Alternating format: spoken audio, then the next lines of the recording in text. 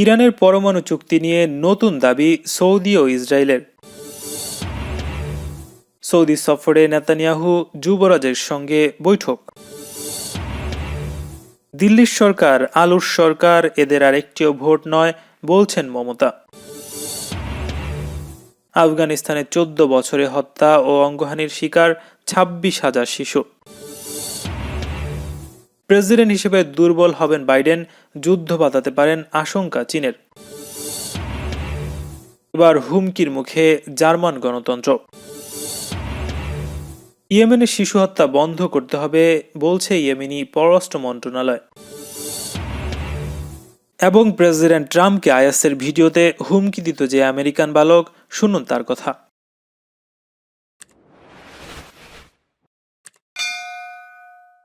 ইরানের পরমাণু চুক্তি নিয়ে একই সুরে তালে কথা বলছে ইসরায়েল ও সৌদি আরব।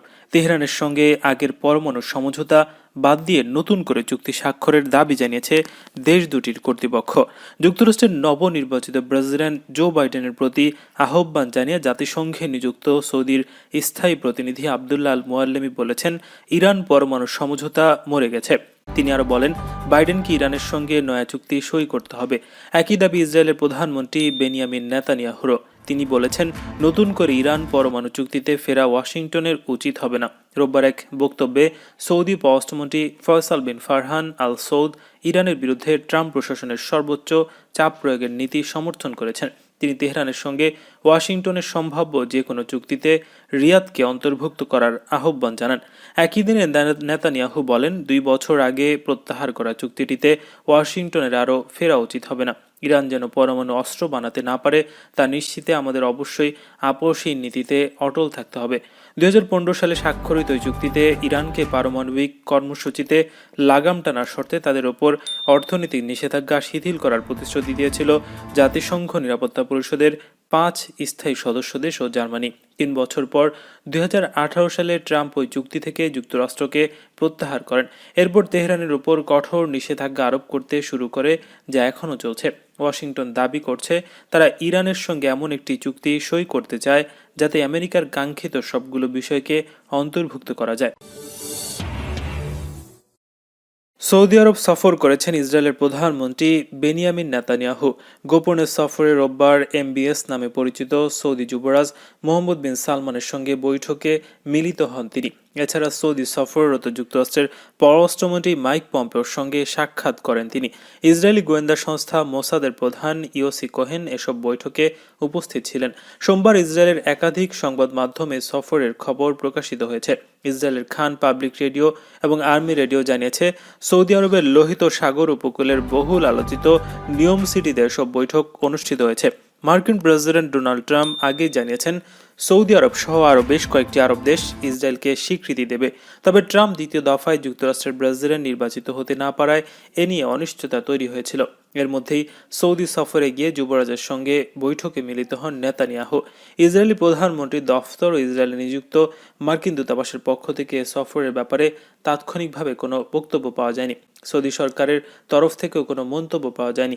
ইসরায়েলের প্রভাবশালী দৈনিক হারেজ জানিয়েছে, এভিয়েশন ট্র্যাকিং ডাটায় দেখা গেছে একটি ব্যক্তিগত জেট বিমান নিয়ে ইসরায়েলের তেল আবিব থেকে সৌদি আরবের নিয়ম শহরে পৌঁছান নেতানিয়াহু। রোববার সেখানে যুবরাজ, এমবিএস এবং মার্কিন পররাষ্ট্রমন্ত্রীর সঙ্গে ইসরায়েলের প্রধানমন্ত্রীর সাক্ষাতের কর্মসূচি নির্ধারিত ছিল। ফ্লাইট ট্র্যাকিং ওয়েবসাইটগুলো বলছে, নেতানিয়াহুকে বহনকারী বিমানটি 2 ঘন্টার মতো নিয়মে অবস্থান করে। হারেজ জানিয়েছে, এর আগে রুশ প্রেসিডেন্ট ভ্লাদিমির পুতিনের সঙ্গে বৈঠকের জন্য একাধিকবার এই জেট বিমানটি ব্যবহার করেন নেতানিয়াহু।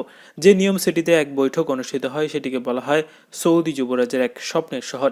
সেখানে রক্ষণশীলতা ঝেড়ে ফেলে নতুন ভাবধারার এক সৌদি করার প্রতিশ্রুতি দিয়েছেন যুবরাজ মোহাম্মদ বিন সালমান। ভারতের পশ্চিমবঙ্গের মুখ্যমন্ত্রী মমতা বন্দ্যোপাধ্যায় বিজেপি নেতৃত্বাধীন কেন্দ্রীয় সরকারের সমালোচনা করে বলেছেন, দিল্লির সরকার আলুর সরকার, এদের আরেকটি ভোট নয়। তিনি সোমবার বাঁকুড়া জেলার খাতড়ায় বিভিন্ন প্রকল্পের উদ্বোধন, শিলান্যাস ও সরকারি পরিষেবা প্রদান অনুষ্ঠানে বক্তব্য রাখার সময় এই মন্তব্য করেন। মুখ্যমন্ত্রী মমতা বন্দ্যোপাধ্যায় বলেন, আগে আলু, পটল, পেঁয়াজ, তেল ইত্যাদি নিত্য প্রয়োজনীয় আইনে রাজ্যের অধীনে ছিল, কিন্তু এখন দিল্লি সরকার কি করছে, আলুও নিয়ে নিয়েছে। আলু নিয়ে কি করবে জিজ্ঞেস করুন দিল্লির সরকার, আলুর সরকার। সব আলু নিয়ে চলে যাবে, আপনারা আলু সেদ্ধ ভাতও আর খেতে পারবেন না। এই আইন দিল্লি তৈরি করেছে, এদের আর একটি ভোটও নয়, এটা মাথায় রাখবেন। মমতা কেন্দ্রীয় সরকারের সমালোচনা করে আরো বলেছেন, আমি কোথায় বাঁকুড়ায় পেঁয়াজ তৈরি করছি, আলু এ সময় কত কম দামে লোকে পায়, কিন্তু সব আলু নিয়ে পালিয়ে গেছে। কতগুলো কালোবাজারি জোটরারদের স্বার্থে আইন তৈরি করে দিয়েছে। ওরা চাষিদের সব কেড়ে নেবে, দলিতদের সব কেড়ে নেবে, উপজাতিদের সব কেড়ে নেবে, সংখ্যালঘুদের সব কেড়ে নেবে, আর ক্ষমতায় এসেই বলবে জাতীয় নাগরিক পঞ্জি বা এনআরসি চাই। বাবার প্রমাণপত্র দাও, মায়ের প্রমাণপত্র দাও, ঠাকুমার প্রমাণপত্র দাও, ঠাকুর দাদার জন্মের প্রমাণপত্র দাও, তা না হলে তুমি বাংলা থেকে বেরিয়ে যাও। এই তো এদের কাজ। কাজেই মনে রাখবেন, আলু নিয়েছে তারা, কৃষকদের ধানও নিয়েছে। কৃষক বিক্রি করবে ধান, কিন্তু কালোবাজারিরা লুটে নেবে। আলু লুটে নিয়েছে, পেঁয়াজ লুটে নিয়েছে। যদি ব্যবস্থা গ্রহণ না করা হয়, তাহলে 2-3 মাস বাদে দেখবেন আলু পেঁয়াজের দাম কোথায় গিয়ে দাঁড়ায়। আমাদের রাজ্যের হাতে এসব ছিল, আমরা দিতাম সস্তায়, কিন্তু এখন সব নিয়ে নিয়েছে দিল্লির সরকার। যুদ্ধবিধ্বস্ত আফগানিস্তানে গত 14 বছরে প্রতিদিন গড়ে 5 জন শিশু হতাহত হয়েছে। 2005 সাল থেকে 2019 সাল পর্যন্ত অন্তত 26,025 জন শিশু হত্যাকাণ্ড কিংবা অঙ্গহানির শিকার হয়েছে। জাতিসংঘের বিভিন্ন পরিসংখ্যান বিশ্লেষণ করে শিশু বিষয়ক দাতব্য সংস্থা সেভ দ্য চিলড্রেন এ তথ্য জানিয়েছে। জেনেভায় আফগানিস্তান বিষয়ক আন্তর্জাতিক দাতাদের সম্মেলনকে সামনে রেখে প্রতিবেদনটি প্রকাশ করা হয়েছে। শুক্রবার সেভ দ্য চিলড্রেনের প্রকাশিত প্রতিবেদন অনুযায়ী বিশ্বে শিশুদের জন্য শীর্ষ 11 বিপজ্জনক দেশের একটি আফগানিস্তান।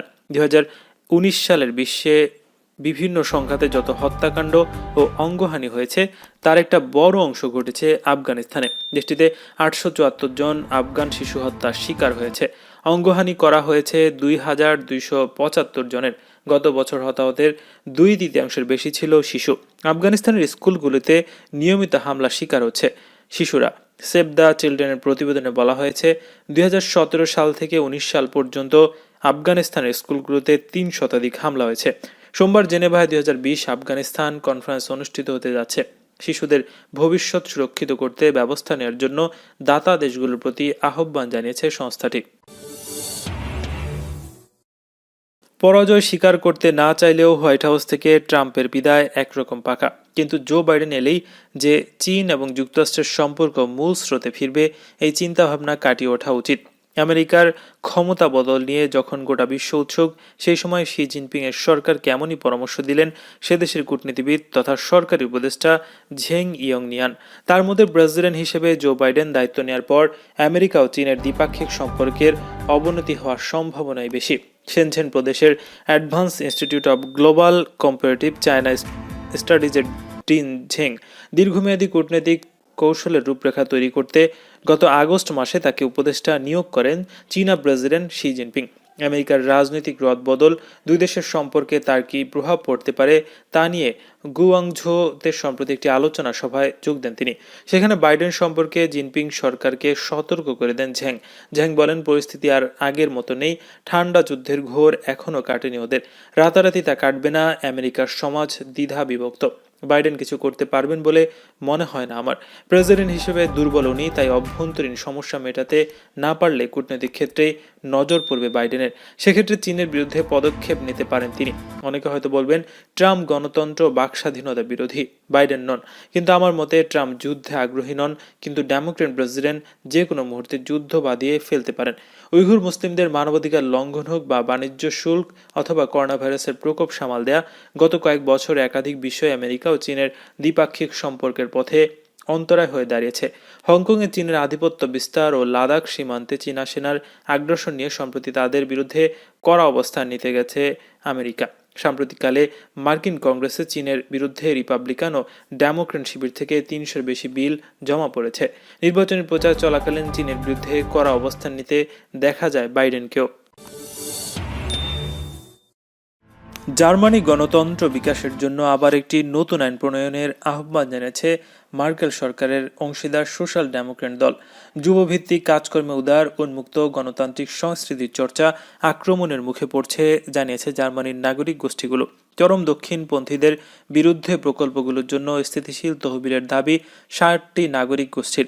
জার্মান সমাজকে দুর্বল করার জন্য জার্মানিতে চরম দক্ষিণপন্থীদের প্রচেষ্টা ব্যর্থ করার লক্ষ্যে জার্মানির ফেডারেল সংসদ বুন্ডেসটাগ একটা আইন পাশ করেছে।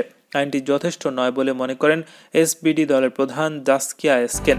তিনি বলেন, উগ্র দক্ষিণপন্থীরা প্রকাশ্যে কিভাবে আমাদের গণতন্ত্রের উপর আক্রমণ চালাচ্ছে তা আমরা দেখছি। এসপিডি বা সামাজিক গণতন্ত্রী দলের সদস্য পরিবার কল্যাণ বিষয়ক মন্ত্রী ফ্রান্সিসকো গিফে এবং আইনমন্ত্রী ক্রিস্টিন লাম্বের্ট গণতন্ত্র বিকাশের জন্য একটি বিল মন্ত্রিসভায় উপস্থাপন করেছেন। তবে মার্কেলের মন্ত্রিসভার রক্ষণশীল সদস্যরা সে বিলটি পাশের বিরোধিতা করেছেন। বুধবার মন্ত্রিসভা কমিটির বৈঠকের আগে বার্লিন ভিত্তিক সংবাদপত্র তাজকে এসকেন বলেন, এই বিরোধিতা আমাদের বোধগম্য নয়, তবে তা বিপজ্জনক। গত ফেব্রুয়ারিতে হানাউ শহরে সন্ত্রাসী হত্যাকাণ্ডের পর বর্ণবাদ বিরোধী একটি খসড়া আইন প্রণয়নের জন্য এই কমিটি গঠন করা হয়। এ প্রসঙ্গে তিনি বলেন, গণতন্ত্রের শত্রুদের মোকাবেলা করতে আমাদের দৃঢ় সংকল্পবদ্ধ থাকতে হবে। সেপ্টেম্বর মাসে পার্লামেন্ট জার্মানির গণতন্ত্রের বিকাশে বর্তমান এসপিডি দলের মতো একই ধরনের উদ্যোগ নিয়ে বিরোধী সবুজ দল ব্যর্থ হয়। প্রায় 60টি নাগরিক গোষ্ঠী সাম্প্রতিক এক চিঠিতে তাজ পত্রিকার উদ্ধৃতি দিয়ে মার্কেলের মহাজোট সরকারকে সতর্ক করে দেয়। নাগরিক গোষ্ঠীগুলোর মতে তাদের যুবভিত্তিক কাজকর্মে উদার, উন্মুক্ত ও গণতান্ত্রিক সংস্কৃতির চর্চা আক্রমণের মুখে পড়ছে। ইয়েমেনি শিশুদের ওপর সৌদি নেতৃত্বাধীন কথিত আরব জোট যে বর্বর সহিংসতা চালিয়েছে তা দ্রুত ও নিঃশর্তভাবে বন্ধ করার দাবি জানিয়েছে ইয়েমেনের পররাষ্ট্র মন্ত্রণালয়। বিশ্ব শিশু দিবস উপলক্ষে প্রকাশিত এক বিবৃতিতে মন্ত্রণালয় বলছে, আগ্রাসী দেশগুলোর ঘৃণ্য অপরাধের শিকার হচ্ছে ইয়েমেনের নিষ্পাপ শিশুরা। মন্ত্রণালয়ের বিবৃতিতে আরও বলা হয়, নিষ্পাপ এসব শিশু হয় নিহত হচ্ছে, না হয় সৌদি জোটের হামলায় পঙ্গু হচ্ছে। সৌদি জোটের বিমান হামলায় ইয়েমেনের স্কুল ও হাসপাতালও রক্ষা পাচ্ছে না। ইয়েমেনের এসব শিশু স্বাস্থ্যসেবা ও শিক্ষার অধিকার থেকে ভয়ঙ্করভাবে বছরের পর বছর বঞ্চিত হচ্ছে। ইয়েমেনের পররাষ্ট্র মন্ত্রণালয় বিবৃতিতে আরও বলছে, দেশের 1,22,00,000 শিশু মারাত্মক খারাপ অবস্থার মধ্যে পড়ে রয়েছে, যাদের অত্যন্ত জরুরি ভিত্তিতে মানবিক সহায়তা প্রয়োজন। এর মধ্যে 5 লাখের বেশি শিশু যাদের বয়স 5 বছরের কম, তারা চরম অপুষ্টিতে ভুগছে এবং 17,10,000 শিশু উদ্বাস্তু হয়েছে। এছাড়া সৌদি হামলায় এ পর্যন্ত 20 লাখ শিশু স্কুল থেকে বঞ্চিত রয়েছে। আমেরিকান এক বালক যে ইসলামিক স্টেটের তৈরি করা ভিডিওতে প্রেসিডেন্ট ডোনাল্ড ট্রাম্পকে হুমকি দিত, সে বলেছে যুক্তরাষ্ট্রে ফিরতে পেরে সে স্বস্তি বোধ করছে। ম্যাথিউ নামের এই বালকের বয়স যখন 8 বছর, তখন তার মা ও সৎ পিতা তাকে সিরিয়াতে নিয়ে গিয়েছিল। এর 2 বছর পর সেখানে তৈরি করা ভিডিওতে সে প্রেসিডেন্ট ট্রাম্পের উদ্দেশ্যে হুমকি দিয়ে বলতো আমেরিকার মাটিতে যুদ্ধের জন্য প্রস্তুত হতে। এখন তার বয়স 13 বছর। যুক্তরাষ্ট্রের সামরিক বাহিনী তাকে 2018 সালে দেশে ফিরিয়ে আনে। তারপর থেকে গত 1 বছর ধরে সে তার পিতার সাথে বসবাস করছে। এই প্রথম সে কোনো সংবাদ মাধ্যমের কাছে মুখ খুলেছে। ম্যাথিউ বলছে, যা হওয়ার হয়ে গেছে, এগুলো সব পেছনের ঘটনা। আমার বয়স তখন এত কম ছিল যে আমি এসবের কিছুই বুঝতাম না। যুক্তরাষ্ট্রে ফিরে আসার পর তাকে কাউন্সেলিং সেবা দেওয়া হয়েছে। ম্যাথিউর সৎ পিতা মুসা এল হাসানি 2017 সালে ড্রোন হামলায় মারা গেছে বলে ধারণা করা হয়। তার মা সামান্তা স্যালিকে সন্ত্রাসবাদের অর্থ যোগান দেওয়ার দায়ে 6.5 বছরের কারাদণ্ড দেওয়া হয়েছে। 5 বছর আগে 2015 সালের এপ্রিল মাসে আমেরিকার সাধারণ এই পরিবারটি তুরস্ক হয়ে সীমান্ত পাড়ি দিয়ে আইএস নিয়ন্ত্রিত এলাকায় চলে যায়। আমরা অন্ধকারের মধ্যে দৌড়াতে থাকি রাতের বেলা। অনেক জায়গাতেই কাটা তারের বেড়া ছিল, অনেক কিছুই আমি বুঝতে পারছিলাম না, আমাকে দৌড়াতে হচ্ছিল, জানায় ম্যাথিউ। একসময় তারা গিয়ে পৌঁছায় ইসলামিক স্টেটের তথাকথিত রাজধানী রাক্কা শহরে। তার সৎ পিতা এল হাসানিকে পাঠানো হয় সামরিক প্রশিক্ষণ গ্রহণের জন্য এবং প্রশিক্ষণ নিয়ে তিনি আইএসের চোরাকোপ্তা হামলাকারীতে পরিণত হন। আমরা যখন রাক্কা শহরে গিয়ে পৌঁছলাম, প্রচুর আওয়াজ শুনতে পেতাম, সাধারণত গোলাগুলির শব্দ। একবার বেশ কিছু বিস্ফোরণের ঘটনা ঘটল কিছুটা দূরে, সে কারণে আমাদের তেমন একটা দুশ্চিন্তা ছিল না।